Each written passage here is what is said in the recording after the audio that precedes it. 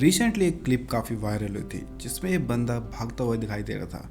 अब इसके भागने का पर्पस था कि वो इंडियन आर्म फोर्स ज्वाइन कर पाए। तो ऐसे काफ़ी एग्जाम्पल हैं जहाँ पर बंदे रोज़ मेहनत करते हैं इंडियन आर्म फोर्स को ज्वाइन करने की। बट क्या इंडियन आर्म फोर्स में जॉब हैं? तो इनके बारे में आज हम बात करने वाले हैं, क्योंकि पिछले 2 साल से कोई भर्तियां नहीं आई हैं और इस साल आने भर्ती में क्या क्या बदलाव होने वाले हैं और इन लोगों को जो कि आर्म फोर्स के लिए इतने जुनून में हैं उनका क्या फ्यूचर होगा, उसके बारे में हम बात करने वाले हैं। तो चलिए शुरू करते हैं। राधे राधे दोस्तों, आज हम बात करेंगे इंडियन आर्म फोर्स में भर्ती लेना कितना मुश्किल हो चुका है 2022 के समय में। तो रिसेंटली 10 तारीख को एनडीए का एग्जाम हुआ है, बट उसमें कितनी भर्तियां आप जान सकते हो। एनडीए में भर्तियां किसकी होती हैं यार? ऑफिसर लेवल की भर्तियां होती हैं। तो उसमें कितनी भर्तियां मिल जाएंगी, बट पिछले 2 साल से तो कोई भर्ती ही नहीं निकली है। और जो निकली है उनके रिजल्ट कहाँ पर आए हैं? आपने भी तो पेपर दिए होंगे, आपका कोई रिजल्ट आया? कोई कट ऑफ कुछ भी नहीं आया। सो इसके पीछे रीजंस क्या है, चलो उनके बारे में बात करें। देखो, सबसे बड़ा रीज़न तो यही आता है कि देखो, फंडिंग जो हो रही है ना, इन्वेस्टमेंट जो हो रही है डिफेंस सेक्टर में, उसका 60% जा रहा है सैलरी पे आउट। मतलब पूरी जो डिफेंस सेक्टर है अपना, उसका 60% जा रहा है सैलरी पे आउट में। अब ये बहुत बड़ा हेडक है इंडियन गवर्नमेंट के ऊपर।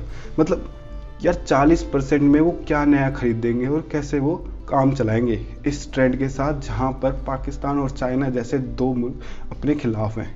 सो इस नेबर में उनको नए इक्विपमेंट तो चाहिए ही। तो ये एक पॉइंट है। इंडियन आर्मी ने या इंडियन गवर्नमेंट ने क्या किया है उसके बारे में बात कर लेते हैं। तो इंडियन गवर्नमेंट ने क्या है भाई, लोकल के लिए वोकल हो चुके हैं वो। अब ज़्यादातर वो बाय कर रहे हैं इंडियन प्रोडक्ट्स और इंडियन डिफेंस सेक्टर को वो बूस्ट कर रहे हैं। क्योंकि देखो, इंडियन गवर्नमेंट जानती है कि भाई वो 60% का जो पे आउट जा रहा है वो उसको 50% पे ला सकते हैं, 40% से, बस इससे नीचे नहीं ले जा सकते। इसका एक कंपैरिजन देख लो। चाइना की जो गवर्नमेंट है ना, वो 33% ही खर्च करती है, 1/3 ही खर्च करती है अपनी आर्मी के रीपेमेंट में, ठीक है ना। और अपन अभी उससे 2 गुना खर्च कर रहे हैं। देखो तो उनका बजट कितना बड़ा है यार, और अपना कितना है। सो उसमें भी कंपैरिजन देख लो। सो इंडियन गवर्नमेंट चाहती है कि इसको कम करे, और इंडियन गवर्नमेंट को पता है कि भाई अपन इसको 40 पे ला सकते हैं, लेकिन इससे नीचे नहीं ले जा सकते। तो अपन को करना क्या होगा, अपन को इंडियन ही प्रोडक्ट ही खरीदने पड़ेंगे जो कि काफ़ी सस्ते हो जाएंगे। तो जितना माल अपन उसमें खरीदेंगे वो कुछ ज़्यादा ही खरीद पाएंगे। सो इंडिया बूस्ट कर रहा है। बट इसके साथ क्या करने की प्लानिंग है? तो देखो, एक कॉन्सेप्ट अभी बाहर आया था काफ़ी सारे थिंक टैंक की तरफ से, जो कि गवर्नमेंट प्लान कर रही है। उसका नाम था tour of duty. Tour of duty मतलब ये 3 साल की होगी। अब इसके देखना, समझना इसको। 3 साल के लिए आपको आर्मी में जाना होगा, आप वहाँ पर फुल ट्रेनिंग लोगे, आप वहाँ पर सर्विस दोगे। उसके बाद अगर कुछ हुआ तो शायद उसमें एक्सटेंशन है, बट वो एक परमानेंट नहीं होगा। मतलब आपको एक टाइम पीरियड के बाद वहाँ से आना होगा, और उसके बाद रिटायरमेंट बेनिफिट भी नहीं है, ठीक है ना। सो मतलब हर बार नए युवा 18 से 20 साल के बच्चे जाएंगे और 3 से 4 साल सर्व करेंगे इंडियन आर्मी को और बाहर आ जाएंगे, ठीक है। और ये एक इंडियन गवर्नमेंट की तरफ से या डिफेंस सेक्टर, ये देखो काफ़ी, एक तो नए बंदे मिल रहे हैं, काफ़ी फुर्तीले, काफ़ी तेज। उनको ट्रेन करके आप उनको ट्रेनिंग दे के आप आर्मी के लिए एक वाइबल ऑप्शन चूज़ कर रहे हो। साथ ही उनके रिटायरमेंट के बाद उन पर कोई खर्चा नहीं है। सो देखो ये प्लान कितना मस्त है। बट इसके साइड इफेक्ट देख लो। साइड इफेक्ट में देखोगे ना, तो देखो ये 3 साल, 4 साल, 5 साल काम करने के बाद जब वापस आएंगे एक सिविलियन सोसाइटी में, जहाँ पर उनकी आर्म कैपेबिलिटी का कोई इतना ज़्यादा यूज़ नहीं है। मतलब यूज़ कहाँ होगा इनकी आर्म कैपेबिलिटी का? वो एंगर, वो क्रोध, वो कहाँ पर यूज़ कर पाएंगे? नहीं कर पाएंगे ना। और ऐसे ही लाखों बंदे हो जाएंगे जब। सो काफ़ी ज़्यादा पॉसिबिलिटी है कि मिलिशिया ग्रुप फॉर्म हो जाए, लोकल मिलिशिया ग्रुप फॉर्म हो जाएंगे। और ये मैं नहीं कह रहे, काफ़ी थिंक टैंक की तरफ से रिपोर्ट आई थी, उसको मैं पिन कर दूंगा यहाँ पर। So these are not my words, ठीक है।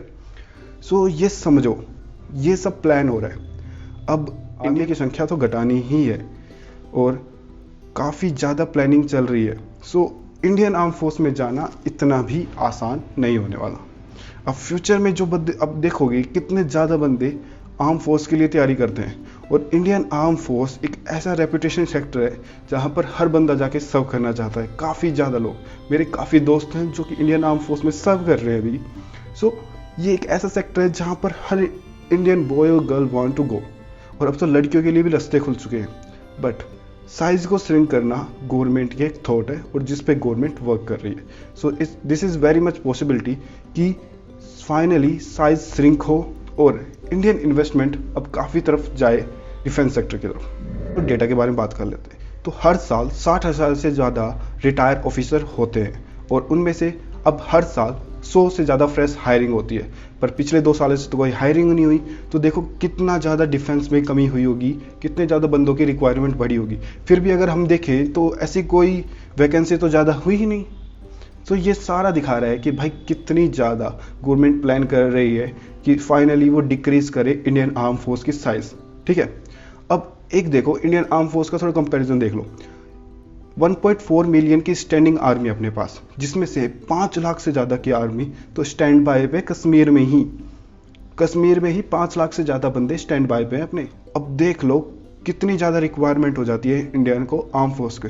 इंडिया का इतना बड़ा नेवल बेस है, इतने बड़े सर बॉर्डर लगता है यार इतनी सारी कंट्रियों के साथ, जिनमें से सबसे बड़े दुश्मन तो अपने चाइना ही है और पाकिस्तान है। उधर ही अपन ने 5 लाख से ज़्यादा सैनिक कर रखे डिप्लॉय, और कितने बड़ा बॉर्डर है यार। राजस्थान का भी तो बॉर्डर कितना बड़ा है। सो वहाँ पर ही बंदों की रिक्वायरमेंट होती है। तो इंडियन आर्म फोर्स जाके भी है ना इसको ज़्यादा कम नहीं कर पा सकती, बट ये है कि इंडियन आर्म फोर्स इसको कम करने के बारे में सोच रही है और ये एक डिसीजन है और इसके अल्टरनेटिव पे वर्क चल रहा है। और कुछ आने वाले टाइम में आपको पता चल जाएगा कितने ज़्यादा अल्टरनेटिव ऑप्शन बाहर है और जिन पे इंडियन आर्मी फोर्स थिंक कर रही है। So this is the all why Indian army is thinking to shrink their sizes. और आप मुझे कमेंट में ज़रूर बताना कि यार ये सही है कि गलत, क्योंकि देखो इतना सारे जो इन्वेस्टमेंट जा रहा है इंडियन आर्मी की फाइनेंस पेमेंट में, रिटायर पेमेंट में और सैलरीज में, सो वो अगर नया प्रोडक्ट खरीदने में जाएगा तो काफ़ी ज़्यादा हेल्पफुल होगा। और हमें पता है फ्यूचर मॉडर्नाइज आर्मी का रहेगा, तो हमें ज़्यादा से ज़्यादा मॉडर्नाइज सिस्टम पे रुक करना होगा। ठीक है ना। और जो ये पेमेंट डिक्रीज हो सकता है वो एक ही वजह से हो सकता है कि या तो नए जैसे कॉन्सेप्ट है काफ़ी यूनिक है, बट इसके साइड इफेक्ट के बारे में सोचा जाए तो काफ़ी वर्स्ट है, जिसका एक एग्जांपल मैंने भी दिया था आपको। और आप काफ़ी ज़्यादा रीड कर सकते हो इसके बारे में अगर आप खुद एक गूगल सर्च पे जाके एक सिंपल सा गूगल सर्च करोगे। So these are the very vast thinking. अगर आप खुद इसके बारे में सोचोगे तो आपको पता चल जाएगा। तो प्लीज़ कमेंट में मुझे बताना कि आपको क्या लगता है कि इंडियन आर्म फोर्स को अपनी साइज श्रिंक करनी चाहिए या नहीं, और जो इन पॉइंट्स के बारे में मैंने बात की है आप उनके बारे में क्या सोचते हो। Make sure you comment down below and thank you. Make sure you subscribe also.